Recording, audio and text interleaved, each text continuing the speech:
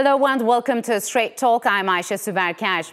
A new era of cooperation. That's how the Turkish president and Saudi Arabia's crown prince described where they wanted to take relations after years of tension. President Erdogan welcomed Mohammed bin Salman in Ankara on Wednesday, where the two leaders discussed strengthening political, economic and security ties. Restoring their once lucrative trade relationship was a key point both touched on during their meeting. It included working to increase the number of flights between the two countries, easing bilateral trade restrictions, and exploring new areas for investment. Crown Prince Mohammed's visit comes at the end of a three-country tour that also took him to Jordan and Egypt. President Erdogan visited Saudi Arabia in late April as part of efforts to normalize relations between Ankara and Riyadh. Relations had been strained for years over the blockade of Qatar and the killing of Saudi journalist Jamal Khashoggi in Istanbul back in 2018. So, can Turkey and Saudi Arabia put years of animosity behind them and forge a new partnership? And to discuss where ties could be headed, I'm joined from Ankara by Professor Ahmet Uysal. He is the Director of Center for Middle Eastern Studies at Orsam, a foreign relations think tank. And from Washington, D.C., Giorgio Cafiero. He is the CEO of Gulf States Analytics. Warm welcome to you both, and thank you very much for joining me on Straight Talk. So, Giorgio, will this visit bring a full normalization and restoration of the pre-crisis period, or we're still far away from that? I think it certainly could. It seems to me that as a consequence of the Saudi Crown Prince's visits to Turkey, Ankara and Riyadh are set on renormalizing the diplomatic relations and getting this bilateral relationship back on track following a number of years of tension between these two countries. Obviously, we need to see what comes next, but I think there is a tremendous amount of potential for this normalization to occur. As my colleague in Turkey just said, there is this general trend toward greater diplomacy and less confrontation in the region, and we are seeing this in Turkey's foreign policy and in the foreign policies of Saudi Arabia and the UAE. And I think this is a really important visit in terms of getting this relationship back on track. But Ahmet, how could both countries overcome years of mistrust in their relations, and what should be the roadmap here?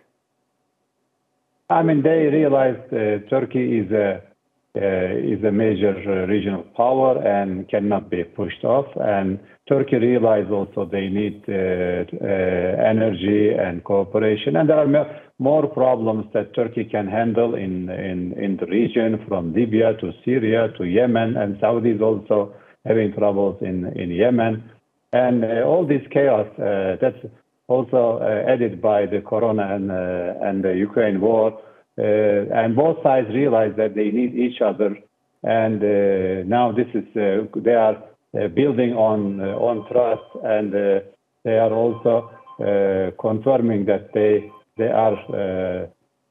need a good neighborhood, they need a stable neighborhood, and also seeking for, especially after the Arab Spring, the Gulf countries and especially Saudi Arabia was worried about democracies, and Arab Spring is not going much further, and Turkey also, realized that democracy is good, but stability and also other things are also very critical. Yes. And when we have chaos, we have to take care of the chaos and also these struggles. So I think they come to terms very, very quickly. So, Giorgio, what do you say? Would you agree with Ahmed? I mean, have they managed to move past their differences? And what are the challenges to fully restoring relations? And are there still some sticking points that could derail this process?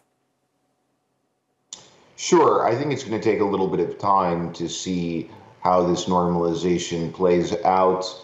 I think it's rather impressive how these two countries have been able to begin and move forward with this process of mending fences, but that's not to overlook the fact that the two governments certainly have some different perspectives on regional issues, and there are still some differences in the picture, and maybe at some point down the line those differences could lead to tensions reigniting. But, given the circumstances taking place right now with worsening geopolitical stability all over the world, stemming from Ukraine and other crises, inflation that's extremely high, many other issues too, volatility in global energy markets, so on and so forth. It makes sense that both Turkey and Saudi Arabia are looking to patch things up and find areas to cooperate in, whether we're talking about food security, investment, tourism. And I think there's definitely much opportunity for these two countries to move forward with a cooperative relationship now. But Georgia, has the Crown Prince finally come out of his international isolation since the 2018 murder of Saudi journalist Jamal Khashoggi? And how is that going to benefit him? Well, there certainly is this process of Mohammed bin Salman being rehabilitated. The French president's visit to Saudi Arabia, Erdogan's visit to Saudi Arabia in April, and Joe Biden's visit to Saudi Arabia next month are all very, very important developments in this process of him being rehabilitated.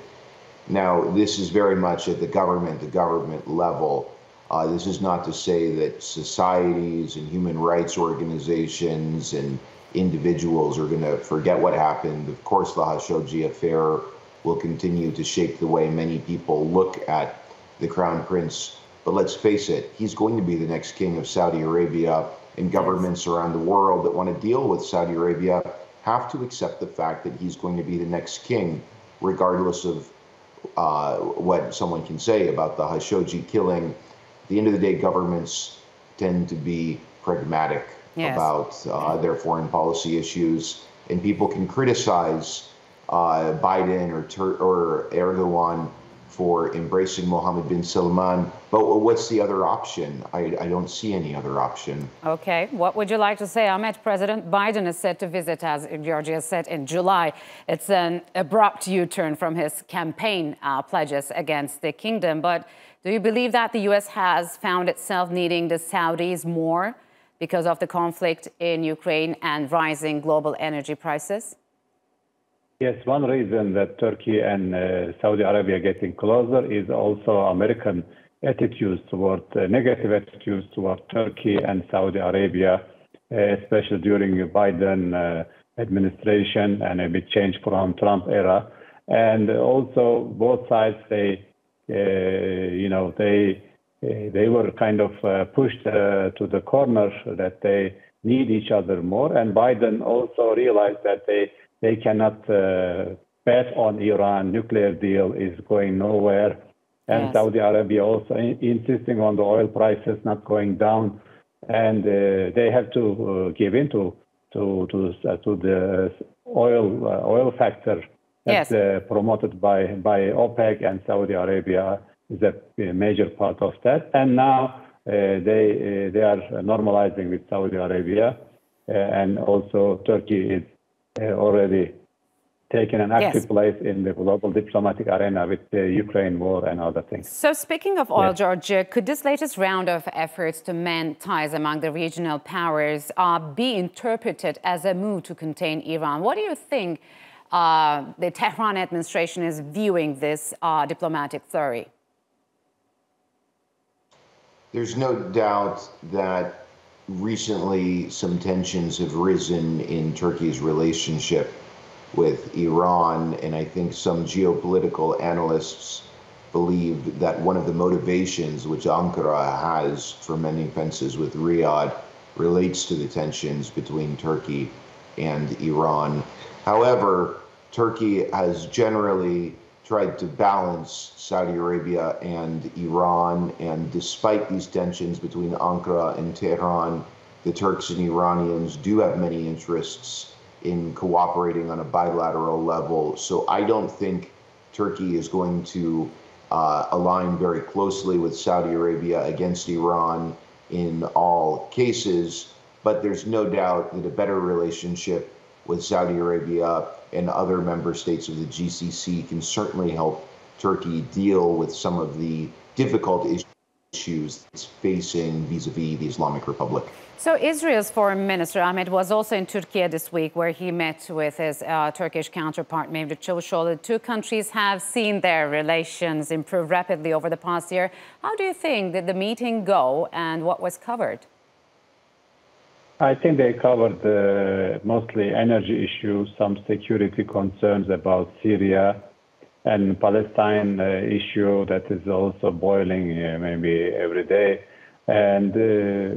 and also trade relations. I mean, it's multi-aspect relations we have with also with Israel, and many, of course, Israel is involved in many files. So there are many discussions with Israel, also Saudi Arabia. I agree with also Mr. Cafiero on the Iranian issue, because Iran became very bold with the Biden administration, and he's removing Houthis from the terror list, and Iran is supporting the PKK just like America does, and also with the nuclear issue, and now there are some tension with Iran, between Turkey and Iran, and also with Saudi Arabia. Yes. They are already in conflict. So these factors also play a role in Turkey's recent rapprochement with the Arab countries. So, Georgia, how do you think Turkey-Israel relations are moving forward? And do you believe this is one of the reasons why the Iranian foreign minister has canceled his visit to Turkey for the second time? Well, what we see in Ankara's foreign policy, as we've mentioned, is this effort to decrease tensions with countries in the neighborhood and find more opportunities for cooperation, moving again away from confrontation. Along with Saudi Arabia, Egypt, and UAE, Israel is a part of this trend. And I do think the crisis in Ukraine and maybe some tensions between Ankara and Washington have contributed to the Turkish government's desire to improve relations with Tel Aviv. Now, let's be clear, Iran does not welcome this at all. Iran would like to see Muslim countries in the Middle East unite against Israel, so there's no doubt that any improvement in relations between Ankara and Tel Aviv is something which greatly concerns Tehran. Mm-hmm. So this week also, I mean, we talked about these high-profile visits, Ahmed. In addition to the visit by the Crown Prince, of course, Israel's foreign minister was here, but also the defense and foreign secretaries of the UK have held talks in here. Can you talk about these talks, and do you believe the sides are edging closer to find a solution to this grain crisis in Ukraine? I think Russia is playing this grain card very aggressively, and even though they are responsible for this crisis, they want to use this card to lift the embargo on Russian goods and Russian arms, etc. And this, I think, depends on the pressure, especially global public opinion. Russia is aware of that. They don't want to be responsible for the poverty in Africa or inflation in other parts of the world. And the pressure is growing, but not enough, I think, at this period. But they are working on it. The food prices are hurting everyone. And UK also, from the beginning, took a bolder stance against Russia. And after the Brexit, of course, UK also trying to, multiply, yes, or try to, add to more dimensions, more dimensions to its diplomatic efforts, and becoming more active in the Gulf with Turkey, and with the Ukraine crisis. We can notice that in their visit and their diplomatic activity. All right, gentlemen. Unfortunately, we are out of time. Thank you very much for joining me on Straight Talk.